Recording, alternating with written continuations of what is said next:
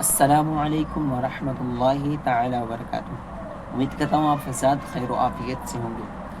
میں لے کر حاضر ہوں ایک نئی ویڈیو۔ کربلا میں جو واقعات ہوئے، امام حسین رضی اللہ تعالیٰ عنہ کو شہید کر دیا گیا، پھر اس کے بعد کیا ہوا، آئیے اس ویڈیو میں دیکھیں گے انشاءاللہ تعالی علامہ فاروق خان رضوی صاحب کی زبانی۔ تو آئیے سنتے ہیں اس ویڈیو کو۔ ہمیں نظر آ رہے ہیں۔ ایک بچوں شور مت کرو تم، لیکن جو مدینے میں تھے، مکہ میں تھے، انہیں اندازہ ہو رہا تھا کہ شاید کوئی امام حسین کے ساتھ بڑا سانحہ پیش آیا ہے۔ امام زہری کہتے ہیں کہ بیت المقدس کا اس وقت یہ حال تھا، یروشلم جہاں بیت المقدس ہے، کہ اس دن عاشورے کے دن جو پتھر اٹھایا جاتا تھا اس کے نیچے سے خون نکلتا تھا۔ امام زہری نے یہاں تک بہت سارے راویوں سے نقل کیا کہ لوگوں نے مدینے میں خوب زور زور سے رونے کی آوازیں سنی۔ ایک جماعت تھی جو مل کر آہو فکا کر رہی تھی، نوحہ کر رہی تھی، رو رہے تھے۔ اصحاب حیران تھے کہ رونے والے نظر نہیں آتے۔ انہوں نے پوچھا کون ہو تم کہ تمہاری آوازیں آتی ہیں، تمہاری شکلیں نہیں دکھتی؟ آواز آئی کہ ہم قوم جن سے، اور حسین پاک کربلا میں شہید کر دیے گئے ہیں۔ تب اہل مدینہ بھی جان پائے کہ امام حسین کے ساتھ یہ حادثہ پیش آیا ہے۔ یہ اس وقت کے حالات تھے، یہاں تک کہ زمین کے جس حصے پر کدال ماری جاتی یا وہاں کوئی اگر سوراخ کیا جاتا اس سے خون نکلتا تھا۔ یہ عاشورہ کے حالات تھے اس وقت۔ اس کو امام ابن حجر عسقلانی رحمۃ اللہ علیہ نے اپنی کتاب تہذیب التہذیب جلد نمبر 2 صفحہ 354 پہ لکھا ہے۔ امام ابن حجر المکی الہیتمی نے الصواعق الموریکہ صفحہ 152 پہ لکھا ہے۔ امام علی مقام کی جب شہادت واقع ہو گئی تو تب بھی یہ بدبختوں نے ظلم و ستم ختم نہیں کیا۔ اب جنگ فتح ہو گئی تو یہ خاموش نہیں رہے۔ عمرو ابن سعد نے جو ظالمانہ حکم دیا وہ یہ تھا کہ 20 گھوڑ سوار آئے اور شہداء کربلا کے جسموں پر گھوڑے دوڑائے اور ان کی لاشوں کے پرچے وہ کھڑا دیے۔ امام علی مقام کے جسموں پر سر بریدہ، جسم اطہار ہے، سر نہیں ہے۔ کئی جسم ایسے تھے شہداء کربلا کے جن کے سر نہیں تھے، اور جن کے سر تھے تو عمرو نے دوسرا حکم دیا کہ جتنے شہداء سب کے سر کاٹ لیے جائیں۔ کسی بھی حسین کے ماننے والے، حسین کے چاہنے والے جو اس جنگ میں شہید ہوئے ہیں، قتل ہوئے ہیں، ان کے سر کو ان کے جسم میں برقرار نہ رکھا جائے۔ سارے افرادوں کے سر کاٹ لیے گئے اور سروں کے ایک جگہ انبار اور ڈھیر لگا دیا گیا۔ عمرو ابن سعد دوسرا حکم دیتا ہے کہ حسین کے خیمے سے جو لوٹ سکتے ہو لوٹ لو اور خیموں میں آگ لگا دو۔ اس کام میں سب سے بڑھ چڑھ کر جو بدبخت حصہ لے رہا تھا وہ شمر ذوالجوشن تھا۔ یہ گویا کہ اصلی دشمن تھا اہل بیت کا۔ نہ جانے اس کو اہل بیت سے کیا اتنی دشمنی تھی کہ یہ اہل بیت کو تکلیف پہنچانے میں، ہر معاملے میں یہ سب سے آگے آگے پہل کرتا تھا۔ یہ وقت اپنے کچھ ساتھیوں کے ساتھ گیا اور اپنے ساتھیوں سے کہتا ہے کہ جاؤ جس خیمے میں تم جاؤ اور جو چیز ملے اس کو لوٹ لو۔ یہ خیمے میں داخل ہوئے اور سامانوں اور اسباب کو لوٹنا شروع کیا۔ بیویاں پردے میں رہ کر اپنے آپ کو ان سے بچانے کے لیے اس خیمے سے اس خیمے میں جاتی ہے، اور جس خیمے میں جاتی ہے بدبخت وہاں پہنچتے ہیں۔ خواتین کے سامان لوٹ لیے، زیورات لوٹ لیے۔ ایک بدبخت خود بیان کرتا ہے یزیدی کہ میں ایک خیمے میں داخل ہوا، دیکھا ایک چھوٹی بچی نظر آئی، 6 سال 7 سال کی عمر میں، کانوں میں سونے کی بالیاں تھیں۔ ان بالیوں کو میں نے دیکھا تو ہوس اور لالچ مجھ پر غالب آئی، اور میں نے ان بالیوں کو حاصل کرنے کے لیے ہاتھ بڑھایا اور اس بچی سے مانگا نہیں کہ بچی شاید دینے سے انکار کر دے۔ بالیوں کو میں نے کھینچا اور کان چیرا اور کان سے خون نکل پڑا۔ بچی تڑپ گئی اور تبھی ایک خاتون آتی ہے اور اس نے مجھے زور سے دھکا دیا، بدبخت ہم سکی گھرانے کے ہیں، اگر مانگ لیا ہوتا تو ہم دیتے، کم سے کم بچی کا تو خیال رکھا ہوتا کہ تو نے کان چیر دیا بچی کا۔ میں نے کہا بی بی تم کون ہو جو مجھے دھکا دیتی ہے، اور یہ بچی کون ہے جس کی کانوں سے میں نے بالیاں چھینی؟ کہا یہ حسین کی بیٹی سکینہ ہے، اور میں حسین پاک کی بہن زینب ہوں۔ हमने मांगने वालों को कभी लौटाया नहीं है। तूने मांगा होता तो हम दे देते तुझे।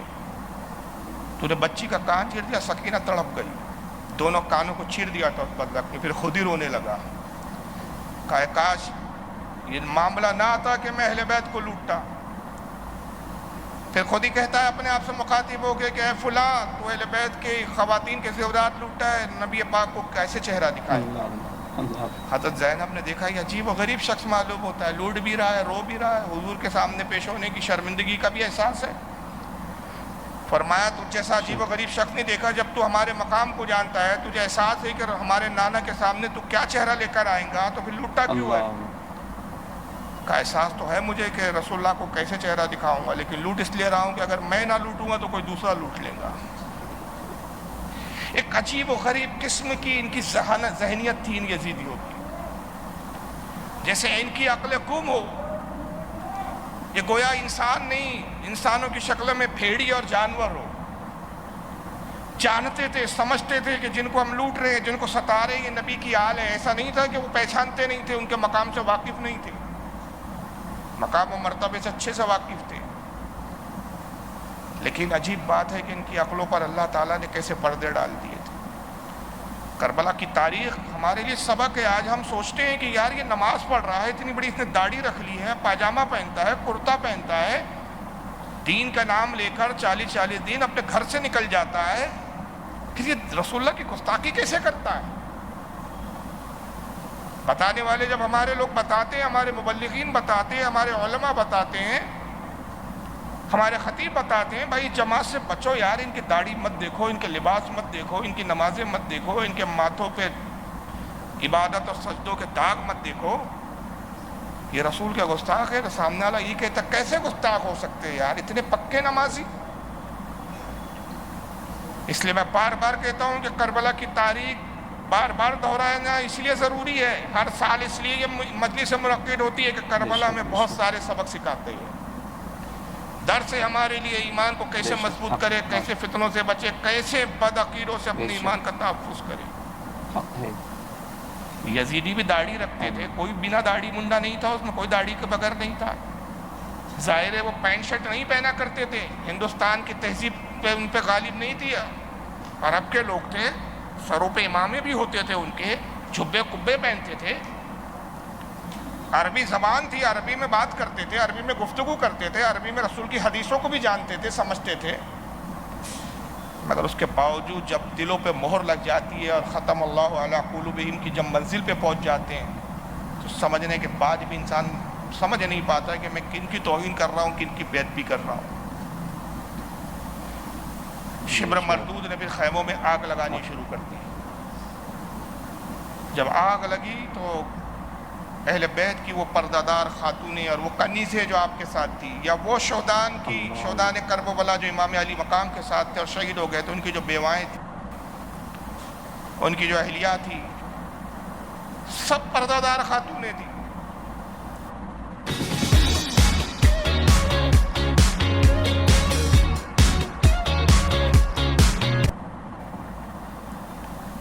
ये अपने को चेहरे छुपाकर, चादरों से ओढ़कर, खैमों से अपने आप को बचाने के लिए कि खैमों में रहेंगी, खैमों के साथ चल जाएंगी, भागती है, एक खैमे से दूसरे खैमों की तरफ जाती है, और जब उस खैमे में पहुंचे तो उस खैमे में भी आग लगा दी जाती है। शम्र आग लगाते लगाते एक खैमे में पहुंचा, देखा कि एक बिस्तर पर एक कमज़ोर और नातवा सा दुबला पतला नौजवान लेटा हुआ है। उठना चाहता है लेकिन कमज़ोर और नकाहत उठने की इजाज़त नहीं दे रही है।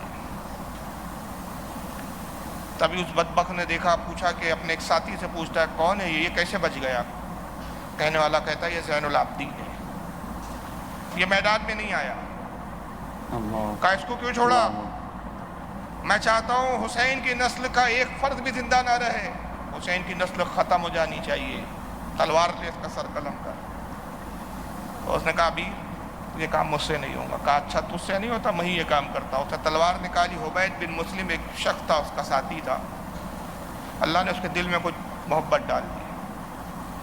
उसने कहा उमैर ये बच्चा बीमार है, उम्र भी कम मालूम होती है, 17 साल का बच्चा मालूम होता है, 17-18 साल उम्र रही होगी। जब ये खुद ही मैदान में हमारे मुकाबले में भी नहीं आया اب جبکہ بیمار بستر علالت پہ پڑا ہوا ہے، تجھے زیب نہیں دیتا کہ ایک ایسے شخص پر، ایک ایسے بچے پر حملہ کرے کہ جو اپنا دفاع بھی نہیں کر سکتا۔ اگر تو نے اس کو قتل کیا، اہل کوفہ تجھ پہ لعن طعن کریں گے اور تیری بہادری پہ ایک بدنما داغ لگائیں گے کہ تو نے ایک نہتے کو بستر پہ لیٹے ہوئے ایک بیمار بچے کو مارا ہے، شرم کر، مت مار اس کو۔ حمید بن مسلم نے جب کہا تو شمر مردود کا دل پسیجا، اس نے کہا عمید اگر تو سفارش نہ کرتا تو یقیناً میں اس زین العابدین حسین کی آخری نشانی کو بھی دنیا میں قائم نہیں رہنے دیتا۔ غرض کہ اس نے خیمے میں آگ لگائی اور اس خیمے میں آگ لگا کے نکلا، کہا کہ اگر اس کی قسمت میں ہوں گا تو یہ بچ جائیں گا، ورنہ اگر آگ میں جلے تو پھر اللہ کی مرضی ہے یہ، معاذ اللہ استغفر۔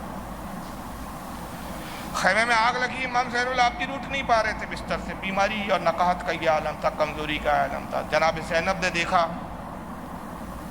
کہ زین العابدین کے خیمے میں آگ لگی ہے، چیختے ہوئے دوڑتے ہوئے اپنی جان کی پرواہ کیے بغیر خیمہ زین العابدین میں داخل ہوتی ہے۔ زین العابدین کو اٹھانا چاہا، ایک خاتون تھی، ایک عورت کے لیے کسی کا بوجھ اٹھانا اتنا آسان نہیں ہوتا ہے۔ جب گود میں اٹھانے کی کوشش کی، زین العابدین گود میں نہیں اٹھ سکے، خود بھی تو 2 دن 3 دن کی بھوکی اور پیاسی تھی، خود کمزور اور ناتوا ہو چکی تھی، مسلسل صدمے جھیلے تھے، بھائی کے لاشیں کو تڑپتے ہوئے دیکھا تھا، بیٹوں کی قربانی دیکھی تھی، عزیز و اقارب کی قربانی دیکھی تھی، کیا تکلیف، کرب و عالم، درد و کرب کا معلم اس وقت، اس نقاہت، اس غم کے عالم میں، اس نقاہت کے عالم میں، اس بھوک پیاس کے عالم میں زین العابدین کو اٹھانا چاہ نہیں اٹھا سکی۔ زین العابدین کو کسی سہارے سے اٹھایا اور اس طرح اپنے پیٹھ پر پیچھے باہر گھسیٹتے ہوئے لاتی ہے کہ زین العابدین رضی اللہ تعالیٰ عنہ کے انوکھے پیر زمین پر گھسیٹتے ہوئے چلتے ہیں۔ اس طرح سے خیمے سے لائے اور زین العابدین کی جان کی حفاظت کی۔ میں یہ کہتا ہوں کہ زینب تمہارا احسان ہے، اگر تم زین العابدین کو نہ بچاتی تو امام حسین کی نسل تو ختم ہوتی، امامت بھی ختم ہو جاتی۔ امامت کے تحفظ کرنے کا نام سیدہ زینب بنت علی رضی اللہ تعالیٰ عنہ ہے۔ یہ کتنا بڑا احسان ہے زینب کا کہ جو قیامت تک مسلمان بھلا نہیں سکتے۔ زین العابدین اگر اس وقت شہید ہو جاتے، انتقال فرما جاتے، امام باقر آپ کو امام نہ ملتے، امام جعفر نہ ملتے، امام جعفر نہ ملتے تو آپ کو امام ابو حنیفہ امام کی شکل میں نہ ملتے۔ کتنوں پہ احسان کیا حضرت زینب نے۔ زین العابدین کو باہر لے کر آتی ہے، خیمے چلتے رہے، ساری اہل بیت کی خواتین، اب خیمے تھے نہیں کہ کہاں اپنی پردے کی حفاظت کریں، کھلے آسمان میں بیٹھی ہوئی، شام ہوتی ہے، رات اپنے تاریکی کی طرف بڑھتی ہے، مغرب کا وقت ہوتا ہے۔ بدبخت عمرو بن سعد نے حکم دیا کہ جتنے ہمارے مقتول ہیں، جتنے ہمارے لوگ مرے ہیں، سب کی لاشوں کو جمع کرو، قبر کھودی جائے، ہم نماز جنازہ پڑھیں گے اور قبروں میں اپنے مقتولوں کو دفن کریں گے۔ پوچھنے والے نے کہا امیر ان جسموں کا کیا کریں؟ کہا یہ غداروں اور باغیوں کے جسم ہیں، ان کو انہی کے حال پہ چھوڑ دو۔ معاذ اللہ، کیسی شیطانیت حاوی تھی۔ صحابی کا بیٹا ہے، جانتا ہے کہ اسلام تو ایک دشمن کی لاش کو بھی دفنانے کا حکم دیتا ہے۔ اگر آپ کی بستی میں کسی کافر کا بھی انتقال ہو گئے تو اسلام یہ نہیں کہتا کہ اس کو جلا دو، آپ جانتے ہیں کہ غیر مسلم ہے، لیکن اسلام تب بھی کہتا ہے کہ جلاؤ مت، لاش کی بے حرمتی مت کرو، گڑھا کھود کے اس کو دفن کر دو۔ اگرچہ اس کو غسل اور کفن اس طرح نہ دیا جائے، کپڑے میں لپیٹ کر اس کو گڑھے میں ڈال دیا جائے، لاشوں کو چھوڑنے کا حکم اسلام نہیں دیتا، لاشوں کی بے حرمتی کا حکم اسلام نہیں دیتا، اگرچہ دشمنی کیوں نہ ہو۔ مگر انہوں نے دشمنی میں تو کفاروں کو بھی پیچھے چھوڑ دیا تھا۔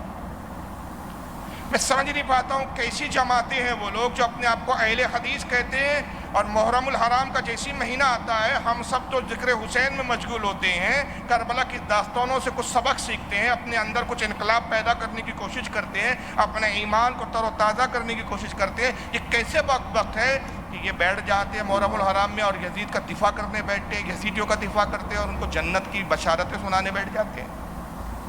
کھیچتان کی ایسی ایسی روایتیں لاتے ہیں کہ صاحب یزید کا قصور نہیں تھا، یزیدیوں کا قصور نہیں تھا۔ ایسی ایسی کتابیں لکھی گئی ہیں، کیونکہ ابھی موضوع میرا وہ نہیں ہے، اللہ نے چاہا تو کبھی وہ موضوع میں اٹھاؤں گا، کہ ایسی ایسی لکھی کہ حسین کو پاگل تک لکھا، معاذ اللہ، ایک بدبخت سنا. استغفر اللہ رب العالمین. انشاءاللہ تعالیٰ اس کی آگے پارٹ میں اور ویڈیو آپ کو دکھائی جائے گی. آج کے لیے اتنا ہی. انشاءاللہ تعالیٰ بہت جلد اگلا پارٹ اس موضوع پر ضرور آئے گا. تو اگلا پارٹ سننے کے لیے ہمارے چینل کو ضرور سبسکرائب کر لیں، کیونکہ اگلا پارٹ آئے گا تو آپ کے پاس نوٹیفیکیشن سب سے پہلے پہنچ جائے گا. ویڈیو پسند آئی ہو تو ویڈیو کو لائک کر دیں، اور چینل پر نئے ہو تو چینل کو سبسکرائب کر دیں. ملتے ہیں اگلی ویڈیو میں، تب تک کے لیے السلام علیکم ورحمۃ اللہ وبرکاتہ.